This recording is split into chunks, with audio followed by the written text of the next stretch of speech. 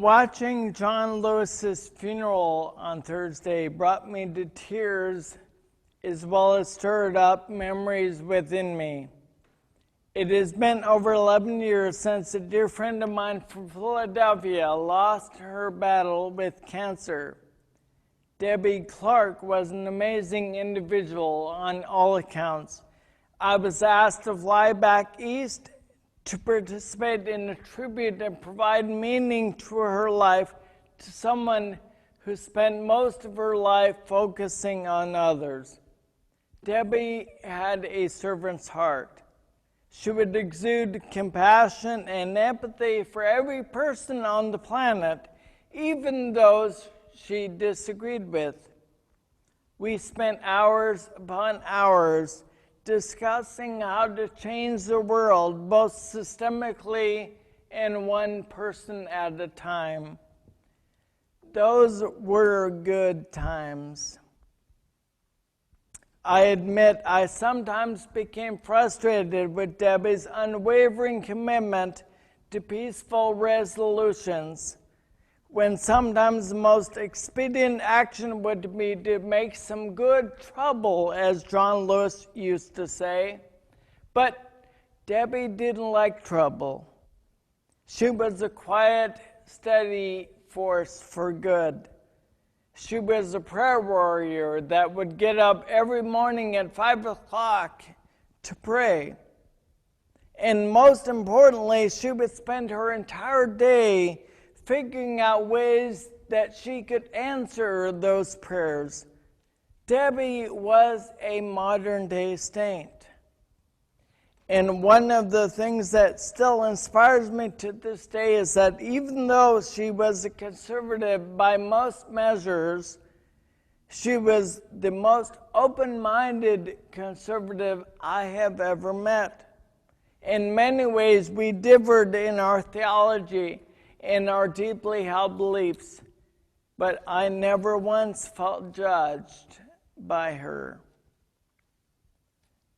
Debbie would have hated this ultra-partisan world that we live in. John Lewis hated it too, and so did Jesus. Our spiritual theme this month is on becoming a Matthew 25 congregation. We will use the next month to discuss what that means and our plan to focus on vitality, racism, and poverty as a church over the next year. So today, let me give a bit of an introduction. Matthew 25 was the last story that Jesus ever told, according to the Gospel of Matthew. Jesus is clearly trying to prepare his followers to continue on without him. You might conclude that this is a summary of his teaching. It's about Judgment Day. All of the nations of the world are there. Jesus is the judge. He's separating the sheep from the goats. The sheep are the righteous ones. They inherit the kingdom, the reign of God. The goats, on the other hand, are treated harshly. Depart from me, they are told. The point here is not the symbolic imagery of eternal fire, but what is actually happening. There is a judgment. Human beings are accountable to God in the way we live our lives. This is a very different scene from the popular notion of what Judgment Day is all about. Notice the total absence of beliefs or moralisms that we were taught that God cared about. Notice that there are no lifestyle issues here. Contemporary evangelicals will be disappointed that Jesus doesn't say a single word about sex or about what's sexual preference you have. Conservatives would be disappointed that he doesn't say a word about right doctrine or what you believe or baptism or church membership. There is no word here about conversion. Progressives would be disappointed that there isn't a word here about the environment and our responsibility to take care of it. Jesus' stunningly simple criteria is that we are held accountable for one thing and one thing only: the treatment of the least of these. Jesus teaches us that our theology, our creed, or what we believe doesn't matter. None of it will get you into heaven. So the question becomes, when did Christianity become synonymous with a certain set of beliefs? Elaine Pagels, professor of religion at Princeton University, tackles this issue in her book Beyond Belief. Pagel argues that from the beginning, what attracted people to Christianity and to the church was the presence of caring love. People could always find support wherever they turned in Christian circles. Christians contributed vast amounts of money to orphans and to poor people and to criminals, and were the first one to even risk their lives for the benefit of others. Sociologist Rodney Stark observes that when the plague struck, the only response was to run away, even from your own members of your own family. But Christians shocked their pagan neighbors by staying to care for the sick and elderly.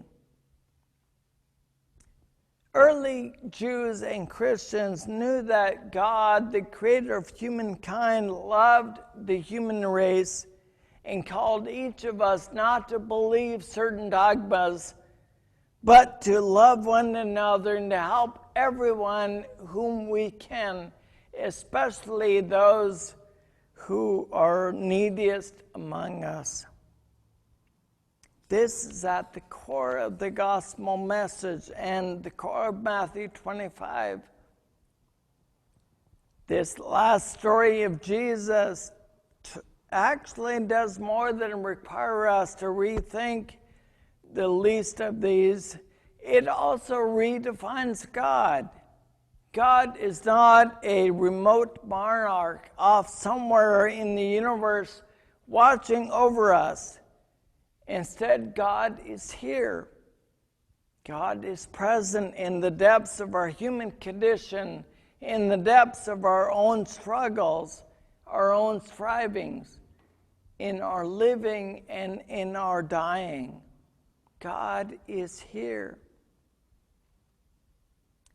In this last story of Jesus, Jesus also redefines righteousness as not the accumulation of all wrong you have avoided, but quite simply the love and compassion that you have given.